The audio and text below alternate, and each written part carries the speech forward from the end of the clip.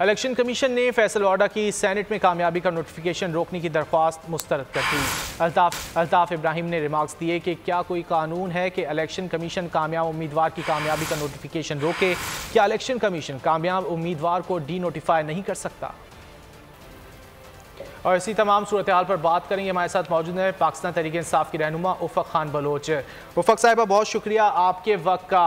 अब हुकूमत की जानिब से भी उफ़क़ साहिबा वही किस्म के हरबे जो है वो इस्तेमाल किए जा रहे हैं जिनका इल्ज़ाम जो है वो अपोजिशन पर आयद किया जाता था कि अपोजिशन जो है वो हॉर्स ट्रेडिंग कर रही है और सेनेट इलेक्शन जीतने की कोशिश कर रही है। अब चेयरमैन सेनेट के लिए भी वही तमाम कोशिशें की जा रही हैं हुकूमत की जानिब से भी। जी अस्सलाम वालेकुम, बिस्मिल्लाहिर्रहमानिर्रहीम। देखिए, बात ये है कि जहाँ तक चेयरमैन सेनेट के इलेक्शन की बात होती है तो देखिए 2 वोट ऐसे होते हैं सिर्फ जो एमपीएज या एमएनएज अपने कॉन्शियंस के बेसिस पे दे सकते हैं। वो होता है चेयरमैन सेनेट का वोट और या फिर स्पीकर असेंबली का। तो इसमें तो बिल्कुल खरीदो फरोख्त की कोई गुंजाइश ही नहीं है, क्योंकि देखिए सेनेट के वोट तो होते हैं पार्टी की अमानत, लेकिन जहां तक बात है चेयरमैन सेनेट की ज़मीर को और कॉन्शियंस का फैसले पे दिए जाएंगे। ठीक है उफ़क़ साहिबा, ये भी बताइएगा कि यूसुफ रज़ा गिलानी से पीटीआई को इतना ज़्यादा ख़तरा क्यों है? जब उन्होंने सेनेट इलेक्शन के लिए कागजात नामजदगी जमा करवाए थे तब उन्हें किसी अलग बुनियाद पर नाअहल करवाने की कोशिश की गई थी और स्टिल कोशिश कर रही है। देखिए, यूसुफ रज़ा गिलानी साहब से तो कोई ख़तरा पीटीआई को है ही नहीं, बल्कि मुझे तो अफसोस इस बात का है कि एक तो होता है कि आपका जमहूरी आईनी हक होता है कि आप अपनी कैंपेन करें या लोगों को इंटाइस करें कि भाई मुझे वोट दो, लेकिन अफसोस के साथ यहाँ तो मामला ऐसा हुआ कि जो लोग वोट को इज्जत दो का नारा लगाते हैं या मैंडेट की बात करते हैं, उन्होंने तो वोट की तौहीन की है। वोट को जाया करने के तरीके जब बताएं कि वोट को आप किस तरह से अपने, ये तो एक तो उन्होंने तौहीन की, तो उन्हें तो पहले ही डिस्क्वालीफाई हो जाना चाहिए था या फिर। लेकिन उफ़क़ साहिबा, मुख्तलिफ ग्राउंड्स पे मैं आपसे यही जानना चाह रही हूँ कि मुख्तलिफ ग्राउंड्स पर कोशिश की जा रही है कि उनको नाअहल किया जाए। पहले जब उन्होंने कागजात नामजदगी जमा करवाए थे तो उस वक्त पीटीआई का ये मौक़िफ़ था कि ये सज़ा याफ्ता हैं और इन्होंने अपनी सारी डिटेल्स जमा नहीं करवाई हैं, और उसके बाद फिर अब दोबारा से आप लोग ये कोशिश कर रहे हैं कि उनको नाअहल कर दिया जाए। जब आप लोग कॉन्फिडेंट हैं कि चेयरमैन सेनेट आपकी जमात से ही आएगा तो फिर ये सारे एफर्ट्स की क्या ज़रूरत है? देखिए, अब बात मैं आपसे वही गुजारिश कर रही हूँ कि कोशिशें करने की तो पीटीआई को ज़रूरत ही नहीं पड़ी। एक कदम हमने देख लिया जो उन्होंने, मैं उसको ब्लंडर कहूँ कि एक साजिश कहूँ, जो उनके बेटे की वीडियोस आ गई थी जो वो वोट ज़ाया करने का उनको तरीके बता रहे थे। उसके बाद अब तो इन्हें सेनेट के चेयरमैन सेनेट के इलेक्शन के लिए भी मेरे ख्याल से डरना चाहिए उसमें कॉन्टेस्ट करने के लिए। कहीं इनकी जो अपनी मौजूदा सेनेट की भी सीट है ये उससे भी हाथ ना धो बैठे हैं। जिस तरह के इनके केसेस में तो पीटीआई में तो बैठ के केसेस नहीं, इनको तो नहीं कहीं लेके गए, नहीं इनसे तो कोई काम नहीं करवाया। हम तो फैक्ट्स पर बात कर रहे हैं, फैक्ट्स हैं, जो इनकी फाइलें, जो केसेस हैं वो सामने आ रही हैं। आपसे कोई काम, कोई डेलिबरेटली मैं थोड़ी आपको कह सकती हूँ कि जी आप ये काम करें तो आप करेंगी। वो तो उन्होंने जो किया है वो अब क्योंकि इतना शोर उठा है, फिर उसके बाद ब्लंडर्स पे ब्लंडर्स इन्होंने किए, तो अब they have to face the music. ठीक है उफ़क़ साहिबा, हमारे साथ रहिएगा। पाकिस्तान डेमोक्रेटिक मूवमेंट का भी मौक़िफ़ जान लेते हैं। ज्वाइन किया है असलम गौरी साहब ने, जिनका ताल्लुक है जमीयत उलमा इस्लाम फे से। बहुत शुक्रिया असलम साहब आपके वक्त का। असलम साहब, अब शिबली फराज साहब कह रहे हैं कि बाय द बुक नहीं चलेंगे, हर हरबा इस्तेमाल करेंगे सादिक संजानी को चेयरमैन सेनेट बनवाने के लिए, क्या कहेंगे?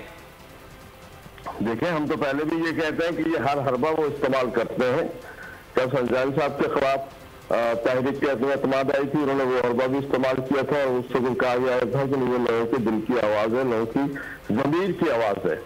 और जब गिलानी साहब जीत जाते हैं तो कहते हैं चोरी हो गई, डाका बढ़ गया और जनाब बेईमानी हो गई, लोग जीत गए, फरोख्त हो गए।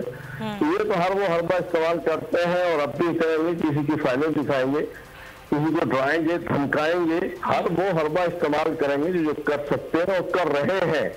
इसमें पीडीएम के इजलास में जिम्मेदार लोगों ने बताया है कि 2 सेनेटर्स को बाकायदा टेलीफोन करके डराया और धमकाया भी गया है। तो ये सूरत हाल तो है, इसको हम फेस तो कर रहे हैं, इसको तो हम आज से नहीं है, ये 2018 के इलेक्शन से लेकर आज तक हम इसको फेस कर रहे हैं और ये सूरत हाल जारी और सारी है। लेकिन ये यही वजह है कि ठीक है असलम साहब, हुकूमत का आपकी जमात से भी राब्ता हुआ है और डेप्यूटी चेयरमैन सेनेट की ऑफर भी की गई है, इस बारे में क्या मौक़िफ़ है आपकी जमात का? देखिए, पहली बात तो ये है कि बाकायदा राब्ता नहीं है और सिर्फ एक मीटिंग के लिए चेयरमैन सेनेट के पास मौलाना अब्दुल हैदरी साहब तशरीफ ले गए थे। जब वहां से बाहर निकले थे तो चेयरमैन सेनेट है और वो सेनेटर है तो वो आदमी ये मीटिंगें होती रहती हैं, लेकिन जब वो बाहर निकल रहे थे और इकट्ठे ही आ रहे थे तो उस दौरान में मीडिया के कुछ दोस्तों ने क्वेश्चन किए, तो उन क्वेश्चन के दरमियान में परवेज खटक साहब ने कहा कि हमने इनको डिप्टी सेक्रेटरी चेयरमैन की अपना डिप्टी चेयरमैन की हम ऑफर करते हैं, ये उन्होंने कहा परवेज खटक साहब ने। तो उस वक्त तक पीडीएम ने मौलाना अब्दुल हैदरी साहब को अपना जेयूआई ने नामजद नहीं किया था। पीडीएम ने तो फैसला कर लिया था कि ये सीट अब जेयूआई को देंगे, लेकिन उस वक्त तक जेयूआई ने फैसला नहीं किया गया था हमारे कैंडिडेट कौन है।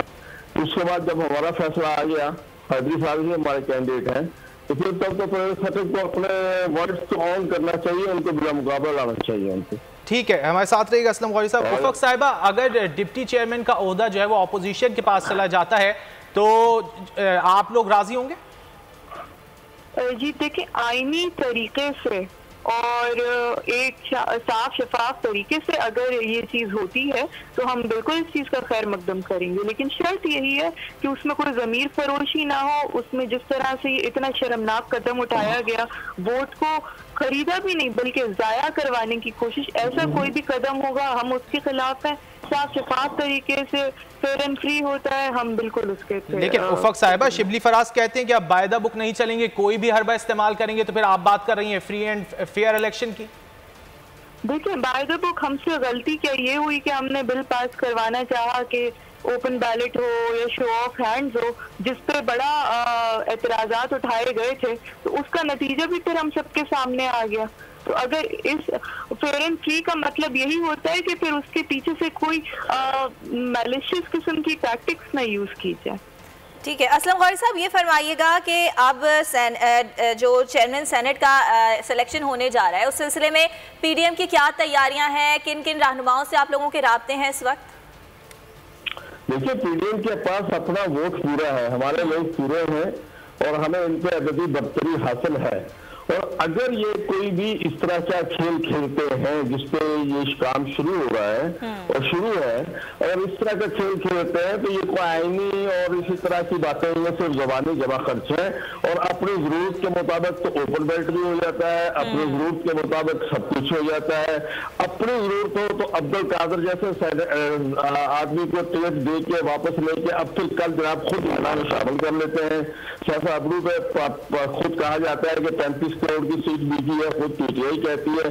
अपने लिए ये सब चीजें आईनी हो जाती है, इनकी जरूरत हो जाती है और दूसरों पर यह इल्जाम लगाया जाता है जब वीडियो सेनेटर फरोख्त होते हैं तो वीडियो में पीटीआई के लोग ही बैठे होते हैं, चाहे वो वीडियो गिलानी साहब के बच्चे की हो या वीडियो इनके अपने हो, सेनेटर इनके ही होते हैं, दिखने वाले लोग इन्हीं के होते हैं, MNAs इन्हीं के होते हैं, अपोजिशन वाले कहीं दिखते हुए नजर नहीं आते।